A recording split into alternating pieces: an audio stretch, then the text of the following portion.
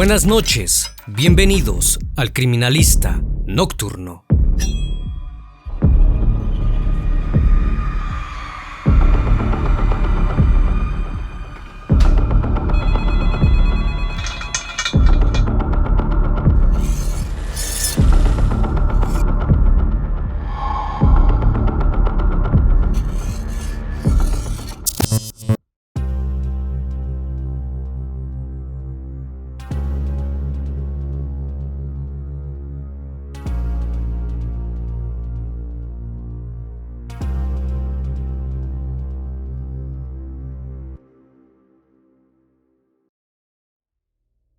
El 27 de septiembre de 2020, la policía y varios vecinos de la urbanización Florencio del Castillo intentaban dar con el paradero de una joven llamada Alison Bonilla, la cual llevaba más de 5 meses desaparecida. Se dirigieron a un botadero clandestino ubicado en San Jerónimo de Cachi, en la provincia de Cartago, Costa Rica. Lo primero que divisaron fue un calcetín y un zapato, que dentro tenía una uña. Gendry, la madre de la joven, identificó las prendas al instante e incluso reconoció la parte del cuerpo, ya que todavía conservaba el color del que ella se la había pintado en su salón de manicura. Luego de no hallar más restos de la chica, la comitiva se retiró decepcionada, pero no se rindieron. Al día siguiente, volvieron a la zona y bajaron a una finca cafetalera aledaña al botadero. La misma se encontraba a 93 metros de profundidad. Lo que vieron los dejó completamente boquiabiertos. Debajo de tierra, musgo y maleza, estaban los restos óseos de la joven. Había vértebras, costillas, parte de las extremidades superiores, fosas ilíacas y un fémur, conectado mediante cartílagos a la tibia y el peroné. A 8 metros de ese sitio, divisaron un trozo de tela perteneciente al pantalón que llevaba puesto Alison el día que desapareció. Un poco más lejos, localizaron un segundo zapato y parte de un brazo. Al parecer, el misterioso vecino no había mentido en su declaración. El hecho había sido tan terrible como lo había narrado. El Criminalista Nocturno. Alison Pamela Bonilla Vázquez nació el 7 de noviembre de 2001 en la ciudad de Cartago, Costa Rica. Cuando era muy pequeña, sus padres se divorciaron y se fue a vivir con Gendry Vázquez, su madre. Se mudaron a la urbanización Florencio del Castillo, en el poblado de Ujarrás, en el distrito de Canchi, Cantón de Paraíso. A pesar de que su familia no contaba con una buena posición económica, a Alison jamás le faltó nada. Haberse criado en un entorno sano derivó en que se convirtiera en una chica altamente sociable, simpática y atenta. Todos quienes la conocían la adoraban. La mejor relación la tenía con su madre, eran como amigas. Incluso a veces iba a su puesto de manicura para ayudarla con el trabajo. A los 19 años, Alison llevaba una vida tranquila. Tomaba clases en la escuela nocturna, Liceo Enríquez Guier Sáenz, la cual quedaba a varios kilómetros de su casa. En su pueblo, era habitual que los jóvenes fueran al colegio lejos de la urbanización. Salir a caminar por las calles era algo cotidiano para ella. La mayor parte de su tiempo la pasaba con Harold Segura, su novio. Sus días constaban de ir de la escuela a la casa de este o juntarse con sus amigas y familiares. Hasta que el 4 de marzo de 2020, esta rutina se vio completamente perturbada. A las 5:15 de la tarde, Alison salió de su casa vistiendo unos jeans azul, una blusa color blanco y mostaza y unas zapatillas claras. Tomó el colectivo en Ujarrás para ir al liceo. Recorrió los 5.5 kilómetros que la separaban de la institución junto a una amiga. Llegó alrededor de las 6 de la tarde, pero se enteró de que las clases habían sido suspendidas. Se despidió de su amiga y decidió aprovechar la tarde para ir a visitar a su tía, la cual vivía muy cerca del lugar. Tocó la puerta de la casa, pero no había nadie dentro. Se dirigió a la de su novio, donde se encontró con su suegra y charlaron un rato. Eventualmente Harold apareció. Pasaron toda la tarde juntos hasta que el joven tuvo que salir para realizar una diligencia. Alison vio que estaba oscureciendo y pensó que lo mejor era marcharse lo antes posible. no esperó a que su novio volviera para despedirse. Eran las 8 cuando Allison caminó los metros que la separaban de la parada del autobús, que la llevaría hasta su hogar en Florencio del Castillo. A los 10 minutos de haber subido recibió un mensaje de texto de Harold, quien estaba sumamente preocupado. Le dijo que hubiera sido mejor que lo esperara para acompañarla. 40 minutos después, Allison bajó en la estación más cercana a su casa, pero todavía le quedaba un largo tramo por recorrer a pie. En la calle no había ni una sola persona y la luz provenía únicamente de algunos postes. Un poco asustada, Allison se dispuso a recorrer los 1.6 kilómetros que la separaban de su vivienda. Le mandó un mensaje a su madre, pidiéndole que se encontrara con ella en un puente a 500 metros de su hogar. Gendry accedió como siempre. Mientras la joven caminaba, notó la presencia de 2 hombres que no tenían buena apariencia y se dirigían en la misma dirección que ella. Apresuró el paso y le mandó un mensaje a Harold diciéndole textualmente: «Venía en el bus y me acabo de bajar del bus y se bajan 2 pintas, pero pintiticas, y vienen ahí detrás de mí. Más bien voy a apurarle porque me da miedo». Preocupado, Harold le aconsejó que tomara un taxi. Le aseguró que él se lo pagaría, pero Allison no quiso. Le comunicó que faltaba poco para llegar al puente donde se encontraría con su madre. Los hombres comenzaron a caminar más rápido, parecían querer alcanzarla. Cuando Gendry llegó al punto de encuentro, no había señales de su hija. La llamó en repetidas ocasiones, pero no obtuvo respuesta. Allison no contestó. Completamente alterada, Gendry volvió a su casa. Conservaba la ilusión de que su hija hubiera tomado un camino alternativo y ya estuviera allí. Al arribar notó que la vivienda estaba vacía. La última conexión de su hija había sido a las 8:40. Intentó nuevamente comunicarse con ella, pero los mensajes no le llegaban. Decidió notificar a la policía. Al día siguiente, ya era oficial la denuncia por desaparición. Los policías comenzaron a buscar pistas que los ayudasen a dar con el paradero de la joven. Lo primero que obtuvieron fue la grabación de una cámara de seguridad cercana al puente, donde Allison se iba a reunir con su madre cuando dejó de contestar. En la cinta se podía observar a la joven caminando por la calle en dirección a su casa a las 8:47 de la noche. En un momento dado, apresuró el paso hasta perderse en la oscuridad. Luego de eso, no había más rastros de ella. Al día siguiente, el organismo de investigación judicial y el Ministerio de Seguridad Pública se unieron a la búsqueda. Registraron diferentes lugares cercanos a la localidad, entre ellos el lago de Cachi y la represa hidroeléctrica del mismo nombre. El caso captó la atención de los vecinos, quienes decidieron ayudar a las autoridades. Mientras indagaban en las calles cercanas al domicilio de Allison, hallaron un objeto que les llamó sumamente la atención: un par de lentes tirados en el suelo.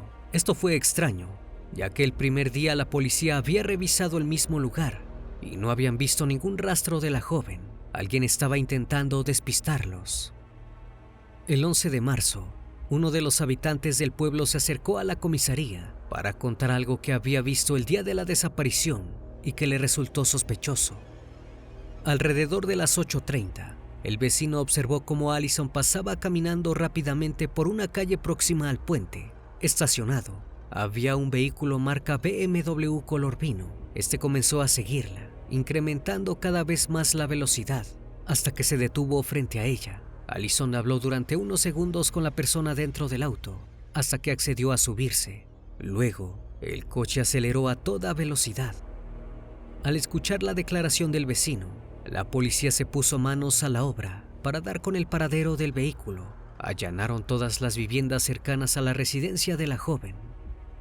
El 25 de marzo, encontraron el automóvil dentro de una de las casas. El 29 de ese mismo mes, el organismo de investigación judicial anunció que habían decomisado un vehículo para someterlo a pruebas de ADN. También revelaron que habían abierto una investigación contra su dueño, llamado Nelson Enrique Sánchez Ureña. El hombre de 28 años era conocido en el vecindario por ser sumamente retraído. No hablaba con nadie y cuando lo hacía, no se mostraba muy simpático. Los pobladores de la zona decían que provenía de una familia algo extraña, de la cual tampoco se sabía mucho. Algunos lo apodaban Sukiya y hasta rumoreaban que estaba relacionado a algunas pandillas de la región. Mientras la policía buscaba pruebas para ordenar el arresto de quien ya se posicionaba como el principal sospechoso de la desaparición de Allison, ocurrió otro hecho importante. El 4 de abril, un trabajador de una hacienda cercana a la zona encontró la cédula de identidad de Allison. Ya era el segundo objeto perteneciente a la joven que aparecía de manera misteriosa. La búsqueda siguió su curso. Los agentes creían que estaban cada vez más cerca de dar con el paradero de la joven. El 17 de abril, las autoridades confirmaron que habían encontrado indicios importantes sobre la desaparición de Allison en el automóvil, que había sido decomisado días antes, pero no brindaron más detalles. El 1 de mayo, la Cruz Roja costarricense se unió a los esfuerzos de búsqueda de la joven. A pesar de que cada vez más personas formaban parte de la comitiva, el cuerpo seguía sin aparecer. Los meses siguientes, la policía se dedicó a investigar al principal sospechoso y a recabar las pruebas suficientes para inculparlo. Recién el 2 de septiembre, el organismo de investigación judicial ordenó la captura de Sánchez Ureña. Ese mismo día fue formalmente arrestado, sin oponer resistencia. 24 horas después, las autoridades revelaron que habían hallado rastros de sangre en la cajuela del vehículo decomisado más de 5 meses atrás. Los mismos fueron comparados con unos análisis de ADN de la familia de Allison. Los resultados arrojaron coincidencia. No había dudas de que Sánchez Ureña había agredido a la joven dentro de su auto. Al día siguiente, el sujeto se dio cuenta de que no había vuelta atrás. Era el momento de confesar su crimen. Pidió juntarse con su abogado para llevar a cabo la reconstrucción de los hechos ante la policía. El 4 de marzo de 2020, Sánchez Ureña se encontraba dando vueltas con su automóvil cuando vio a Allison caminando rápidamente por la calle. Le ofreció subirse a su vehículo y llevarla hasta su casa, alegando que era tarde y que los dos desconocidos que estaban cerca no tenían buena pinta. Allison subió de buena fe, pero una vez que estuvo dentro, Sánchez Ureña la atacó y la obligó a esconderse dentro del maletero del auto. Posteriormente, trasladó a la joven a una finca de café, ubicada a 200 metros al norte del Parque Recreativo Charrarra. Una vez allí, la obligó a bajarse del vehículo para llevarla a unos 140 metros de la entrada de la propiedad, donde nadie pudiera escucharlos. Cuando ya estaban lejos, el sujeto le propinó un golpe que le ocasionó una herida y la dejó inconsciente. La sangre salpicó el terreno, luego procedió a ultrajarla. Al terminar el terrible acto, el hombre caminó con el cuerpo de Allison hasta donde había dejado su vehículo, la colocó en el asiento delantero y amarró sus manos con un trozo de tela y con cinta adhesiva. Posteriormente, la colocó en la cajuela del automotor.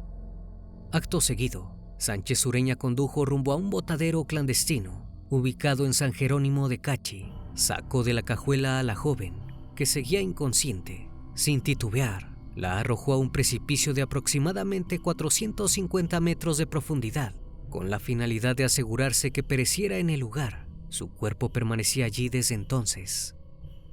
Los agentes de la policía dictaminaron 6 meses de prisión preventiva para el principal sospechoso. Ese mismo día se dirigieron al botadero clandestino en Cachi para buscar el cuerpo de Allison. Se sumaron decenas de voluntarios que habían seguido el caso por televisión y que quedaron devastados ante la noticia de la pérdida de la joven. Recién el 27 de septiembre hallaron una media y un zapato que Gendry identificó como propiedad de Allison.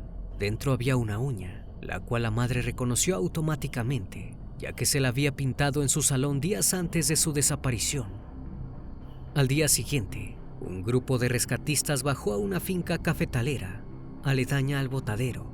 Lo hicieron mediante cuerdas de seguridad y un equipo de montañismo especial. Una vez que se encontraban a 93 metros de profundidad, pudieron divisar vértebras, costillas, parte de las extremidades superiores, fosas ilíacas y un fémur conectado mediante cartílagos a la tibia y el peroné. Estaban cubiertos de maleza, tierra y musgo. Algunos de estos incluso se habían adherido al terreno. A 8 metros de ese sitio apareció un trozo de tela perteneciente al pantalón que Allison llevaba puesto el día que desapareció. También localizaron un segundo zapato y pequeños restos óseos que en apariencia formaban parte de un brazo. No pudieron ubicar el cráneo de la joven. Esto pudo haber ocurrido, ya que por su forma, esta era la parte con mayores posibilidades de rodar hacia el fondo del precipicio. Los restos óseos fueron trasladados a un laboratorio para ver si coincidía con el ADN de la joven. Allí los forenses descubrieron que el cuerpo presentaba fracturas en el tórax y en las costillas, las cuales coincidían con los traumas generados por el lanzamiento del cuerpo que había relatado aquel hombre. Esto significaba que estaban lidiando con un crimen calificado con alevosía. Si bien Gendry estaba completamente devastada por la pérdida de su hija, la tranquilizaba saber que Sánchez Ureña pasaría el resto de su vida en la cárcel. Durante una conferencia, el abogado de Gendry dijo que harían todo lo posible para que caiga ante el asesino todo el peso de la ley, dándole la mayor cantidad posible de años en prisión. No podían devolverle la vida a Allison, pero sí hacer justicia por ella. Mientras esperaban que el proceso judicial diera comienzo, la familia de Allison realizó un funeral. El 1 de marzo de 2021, Sánchez Ureña fue acusado de homicidio. El 30 de abril, el Juzgado Penal de Cartago ordenó enviarlo a juicio. Asimismo, el juzgado ordenó extender la sentencia de prisión preventiva por 4 meses más, para asegurarse de que no se diera a la fuga. Si bien el caso había avanzado mucho, todavía quedaba la parte más difícil: recabar las pruebas suficientes para demostrar que el hecho había sido premeditado. Gendry declaró ante la fiscalía que el asesino ya había tenido acercamientos a Allison previos al suceso. En una ocasión, la joven había ido a buscar a sus primas a la parada del bus y se habían topado con el sujeto. El hombre les dijo que iba para el mismo lado y se ofreció a llevarlas a su casa. Ellas aceptaron. El trayecto fue algo incómodo, ya que él no les dirigió la palabra en ningún momento. Las dejó enfrente de su casa y al bajar Allison agradeció de manera educada. Días después, la joven recibió un mensaje del chat de Facebook. Provenía de Sánchez Ureña. En el mismo, él preguntaba si le caía mal. Allison se limitó a responderle que no, porque jamás habían hablado y realmente no lo conocía. No entendía por qué podría caerle mal. El hombre contestó de manera cortante que entendía su respuesta. Esto demostraba que el sujeto llevaba largo tiempo obsesionado con Allison. Incluso llegó a declarar que estaba completamente enamorado y se pasaba los días viéndola caminar por el vecindario. Sentía celos de sus amigas con las que pasaba tiempo. Odiaba verla con otra gente. Quería que fuera solo de él.